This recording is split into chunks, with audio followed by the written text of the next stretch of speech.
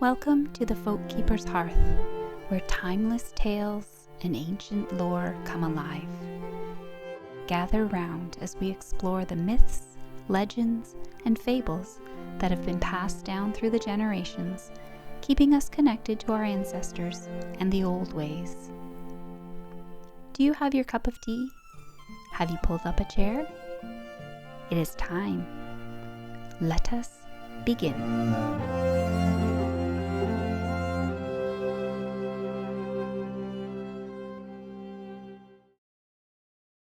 The Nixie of the Mill Pond.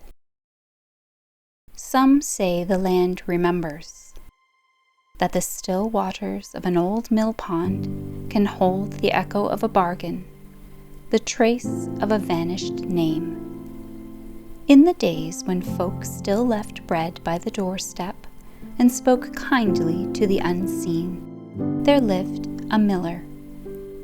And so the story begins. There was once a miller who lived beside a dark and quiet pond. The waters fed his wheel, and the wheel fed his family.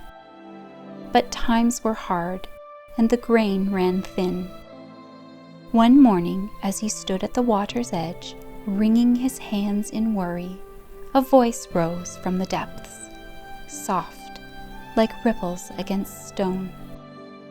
A woman stood in the shallows, pale as mist, with hair like black riverweed and eyes that shimmered green. "I can help you," she said. "Your mill shall turn with gold, your sacks filled to bursting. All I ask for is what lies behind your mill." The miller looked over his shoulder and saw only the old apple tree leaning toward the sun. He nodded quickly, relieved.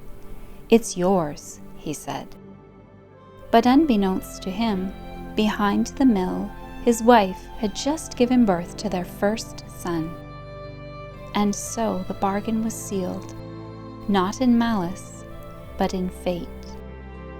The years passed, and the boy grew into a fine young man. He became a skilled hunter, married a girl of good heart, and lived in peace until the day he went to the pond to wash the dust from his brow.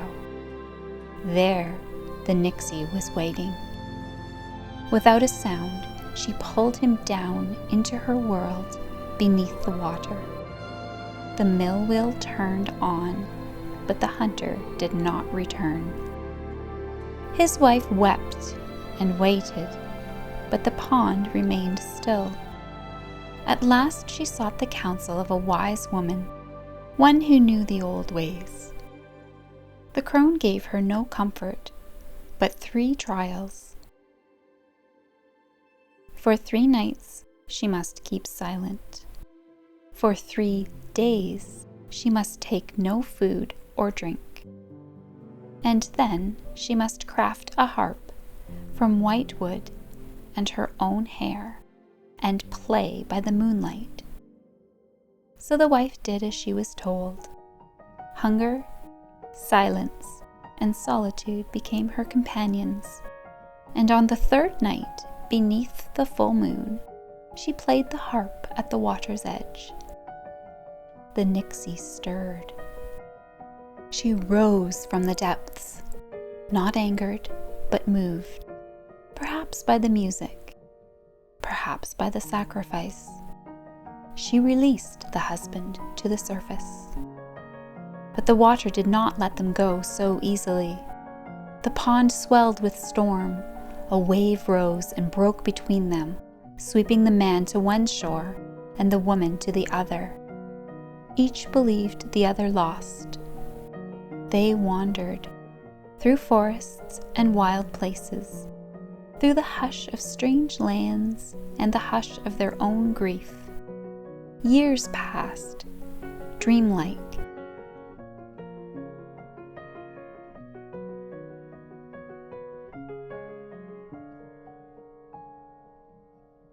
But one morning the mist lifted, a path opened, and they met again in the clearing.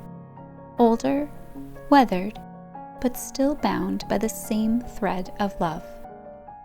They returned to the old mill, where the wheel turned slow and the moss clung to stone.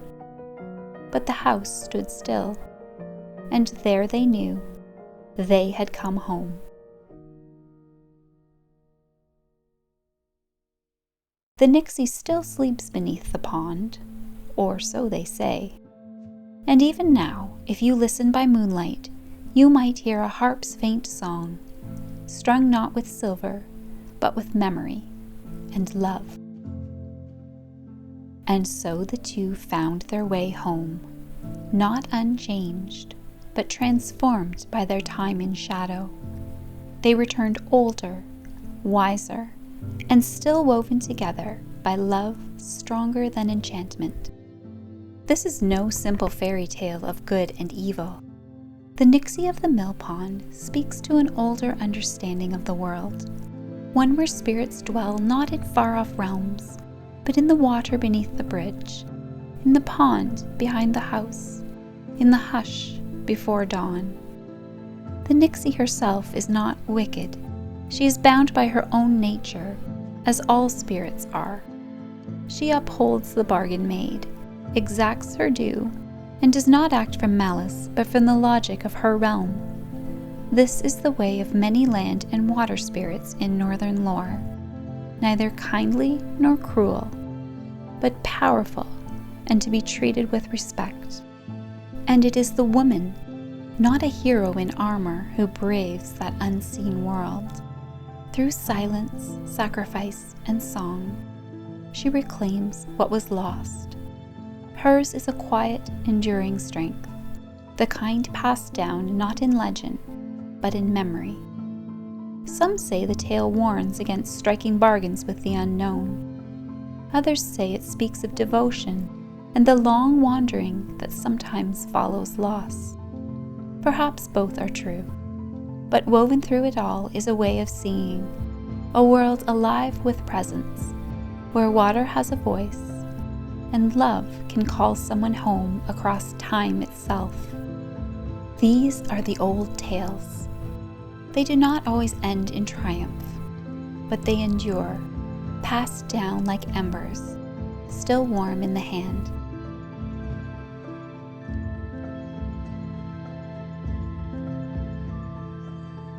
Thank you for joining me for this Germanic folk tale, collected by the Brothers Grimm, translated by Margaret Hunt, and adapted by me, the Folkkeeper.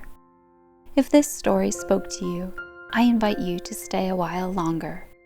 You can subscribe to the Folkkeeper's Hearth for more Northern European tales, traditions, and quiet rememberings, shared each week by the light of the old flame. And if you'd like to help keep these stories alive, a like, a share, or a kind word in the comments is always warmly welcomed. Until next time, may your fire burn steady, your path stay true, and the unseen treat you gently.